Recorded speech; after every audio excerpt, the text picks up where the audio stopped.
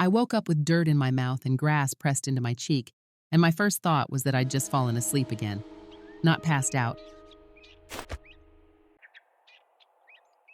The sky was already bright, washed out blue with no clouds, and it took a second for my eyes to adjust.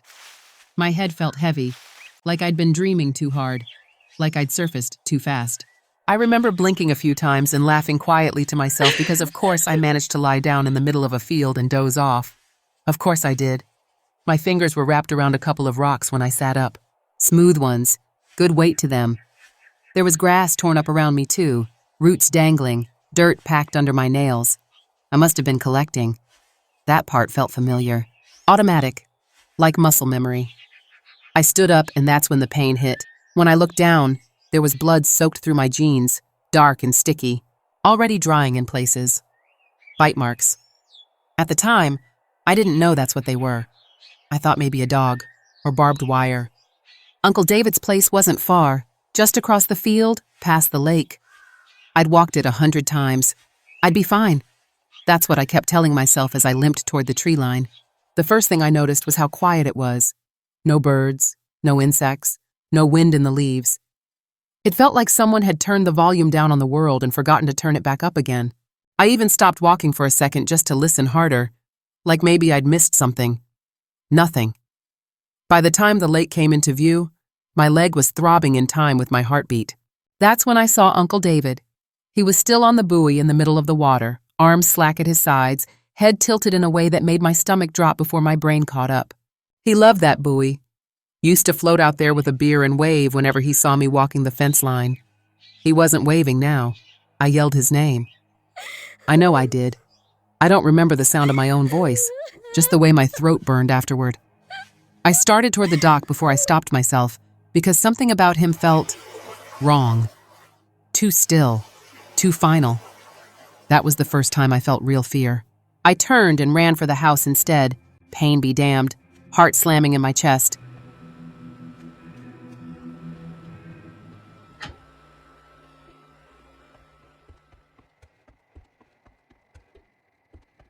The front windows were boarded up, not neatly, not carefully, like someone had panicked and used whatever they could find. The door was barricaded from the inside. I didn't understand. None of it made sense. Uncle David hated feeling trapped. He would... And Auntie Marlene stumbled out. She was still in her scrubs, pale blue. Her badge was still clipped to her chest. I don't remember everything. I remember screaming. I remember pushing and hitting and crying. When it was over, I couldn't look at her. I sat there shaking. She must have just gotten off a shift. Her eyes didn't look like her eyes. I didn't know what she was. I just knew she wasn't my aunt anymore and she was trying to tear me apart. I don't remember everything. I remember screaming. I remember pushing and hitting and crying. When it was over, I couldn't look at her. I sat there shaking. Blood on my hands that didn't feel like mine. And that's when the fever hit. It came fast. Too fast. My skin went cold and hot at the same time. My thoughts started slipping, like words I knew were suddenly just out of reach. I remember thinking, this is it. Whatever this is, I have it. I didn't want to die. Maybe it was desperation. Maybe it was a memory. Uncle David used to keep bees before his knees gave out. I remembered him saying, honey never spoils. I remembered him swearing it fixed everything. I stumbled outside again, half delirious, followed the old fence line to the hollow stump near the field. I don't remember opening it.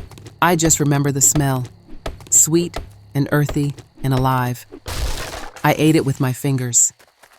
Didn't care about the bees. Didn't care about anything except staying awake.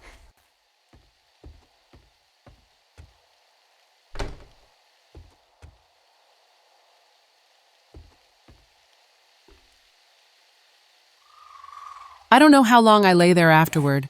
I just know I didn't die. When I woke up again, the fever had broken. The bite was still there, still ugly, but it wasn't spreading anymore. I cleaned it as best I could, wrapped it tighter, and I made myself remember, honey matters. I don't know why. I don't know how, but it saved me. And decided I wasn't leaving. The next few days blurred together. I learned how they move, how they react to sound, how they don't stop, how they don't remember who you are. I learned how quiet the world can get when enough people are gone.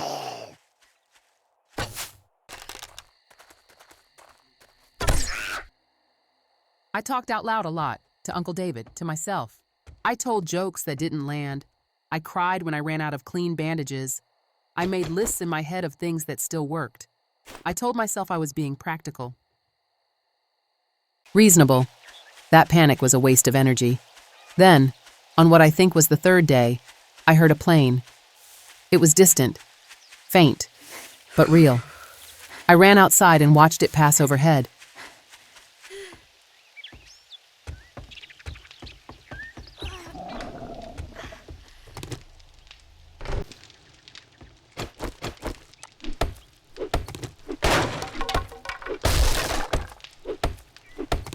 My heart in my throat, and then the smoke bloomed in the distance, thick and colored and unmistakable. Supplies. That's what it had to be. If someone was dropping supplies, I wasn't the only one out here. That was the hopeful thought. The terrifying one followed right behind it. Other people would see it too. I packed what I could. Rocks, water, bandages, a little honey in a jar I found hidden in the pantry. I stood at the edge of the yard for a long time, staring toward the smoke, feeling the weight of the choice settling in my chest.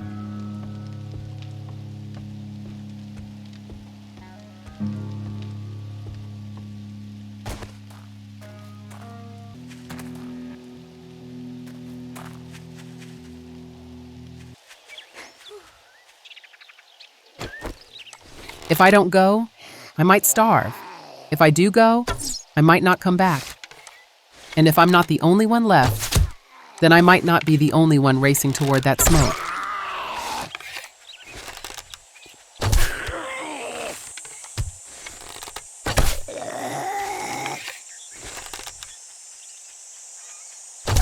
The wind shifted, the smoke thinned. I started walking, and that's when it hit me. Quiet and cold and heavy. I don't know which thought scares me more. I'm still walking and will hopefully reach the supply drop by morning, if it's still there.